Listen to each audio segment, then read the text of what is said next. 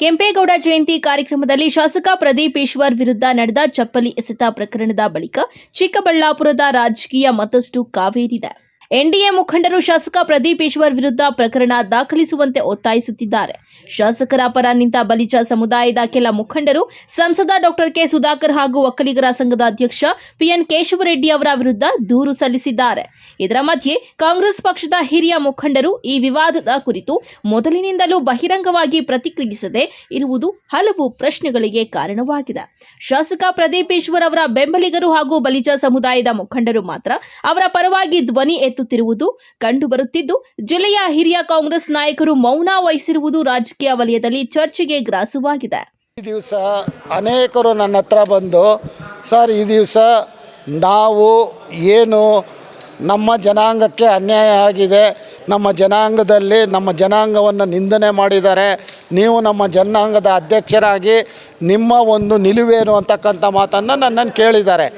ಆ ನಿಟ್ಟಿನಲ್ಲಿ ಸಭೆಯನ್ನು ಕರೆದಾಗ ನಾನು ಸಭೆಯನ್ನು ಅಲ್ಲ, ಸಭೆ ಕರೆದವರು ನನಗೆ ಸಭೆ ಕರೆದಿದ್ದಾರೆ. ಆ ಸಭೆಗೆ ನಾನು ಬಂದಾಗ ಏನು ನಡೀತು ಅಂತಕ್ಕಂಥ ಸಭೆಯಲ್ಲಿ ನಾನು ಎಲ್ಲರ ಒಂದು ಅಭಿಪ್ರಾಯಗಳನ್ನು ಮೊದಲು ಎಕ್ಸ್ಪ್ಲೇನ್ ಮಾಡೋಕ್ಕೆ ಕೇಳಿದ್ದೀನಿ. ಅವರ ಅಭಿಪ್ರಾಯಗಳನ್ನು ತಿಳಿಸಿದ್ದಾರೆ. ತದನಂತರದಲ್ಲಿ ಅಲ್ಲಿ ನಾನು ನನ್ನ ಒಂದು ಮೇಲ್ನೋಟಕ್ಕೆ ಇಲ್ಲ, ನಾನು ಕೂಲಂಕುಷವಾಗಿ ಪರಿಶೀಲನೆ ಮಾಡಿದಾಗ ಏನು ಮೀಡಿಯಲ್ಲಿ ಪ್ರಸಾರವಾಗಿರ್ತಕ್ಕಂಥ ತುಣುಕುಗಳಾಗ್ಬೋದು, ಮತ್ತು ಅಲ್ಲಿ ಪ್ರೆಸ್ ಮೀಟಲ್ಲಿ ನಡೆದಿರ್ತಕ್ಕಂಥದ್ದು ಆಗ್ಬೋದು. ಯಾಕೆ ಒಂದು ವಿಚಾರದಲ್ಲಿ ನನಗೆ ಬೇಜಾರಾಗಿದೆ ಅಂದರೆ, ಅಲ್ಲಿ ಸನ್ಮಾನ್ಯ ಸಂಸದರು ಅಲ್ಲಿ ಕೂತ್ಕೊಂಡಾಗ ಅಲ್ಲಿ ನೋಡಿ ನಿಮ್ಮ ಜನಾಂಗದ ಒಂದು ತಾತಯ್ಯನವರ ಜಯಂತಿಯನ್ನು ಒಂದು ಆಫೀಸಲ್ಲಿ ಮಾಡಿದಾಗ ಶಾಸಕರು ಬರಲಿಲ್ಲ ಅಂತಕ್ಕಂಥ ಮಾತನ್ನು ಹೇಳಿದ್ರು. ಆಗ ನಾನು ಹೇಳ್ತಕ್ಕಂಥದ್ದು ಇಷ್ಟೇ, ನಿಮ್ಮ ಜನಾಂಗದ ಈಗ ಕೆಂಪೇಗೌಡರ ಜಯಂತಿಯಲ್ಲಿ ತಾತಯ್ಯನವರ ವಿಚಾರವನ್ನು ತೆಗೆದುಕೊಳ್ಳೋದು ಸಮಂಜಸವಲ್ಲ. ಅದು ಯಾರೇ ಆಗಿರ್ಬೋದು. ತಾತಯ್ಯನವರ ಜಯಂತಿಯಲ್ಲಿ ಅವರು ಇಲ್ಲ ಅಂತ ಹೇಳಿದಾಗ ಅದಕ್ಕೂ ಕಾರಣಗಳಿದೆ. ನಾವು 3 ಸಾರಿ ಮೀಟಿಂಗ್ಗಳು ಮಾಡಿದ್ವಿ ನಮ್ಮ ಜನಾಂಗದವರು.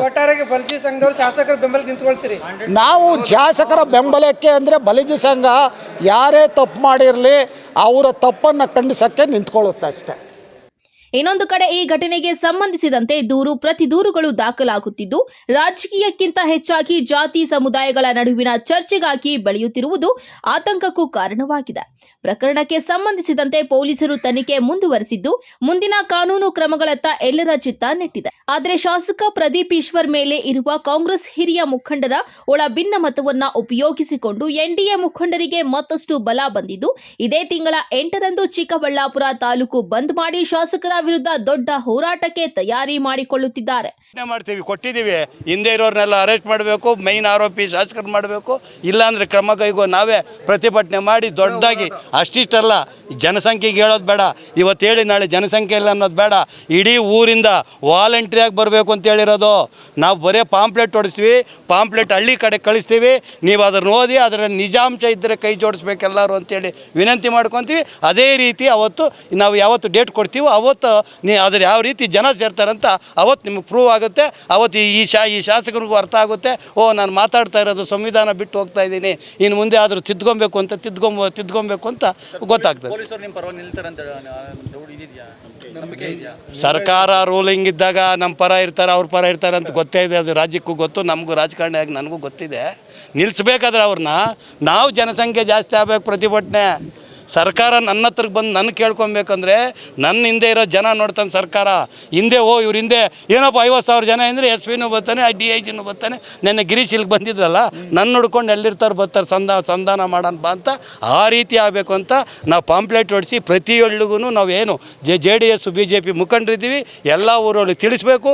ಹೆಚ್ಚಿನ ಹೋರಾಟ ಅಂದರೆ ಇದು ಹಿಸ್ಟ್ರಿಯಲ್ಲಿ ರೆಕಾರ್ಡ್ ಆಗಬೇಕು ಅಂತ ನಮ್ಗೆ ಆದೇಶ ಬಂದಿದೆ. ಅದೇ ರೀತಿ ಮಾಡ್ತೀವಿ. ಒಟ್ಟಾರೆ ಕೆಂಪೇಗೌಡ ಜಯಂತಿ ಗಲಾಟೆ ಪ್ರಕರಣ ಚಿಕ್ಕಬಳ್ಳಾಪುರದಲ್ಲಿ ರಾಜಕೀಯ ಹಾಗೂ ಸಮುದಾಯದ ಚರ್ಚೆಗೆ ಕಾರಣವಾಗಿದ್ದು, ಕಾಂಗ್ರೆಸ್ ಹಿರಿಯ ಮುಖಂಡರ ಮೌನದ ಬಗ್ಗೆಯೂ ಪ್ರಶ್ನೆಗಳು ಕೇಳಿಬರುತ್ತಿವೆ. ಪ್ರಕರಣ ಯಾವ ತಿರುವು ಪಡೆಯಲಿದೆ ಎಂಬುದನ್ನು ಕಾದು ನೋಡಬೇಕಾಗಿದೆ. ಕಳವಾರ ಅರುಣ್, MMTV ನ್ಯೂಸ್, ಚಿಕ್ಕಬಳ್ಳಾಪುರ.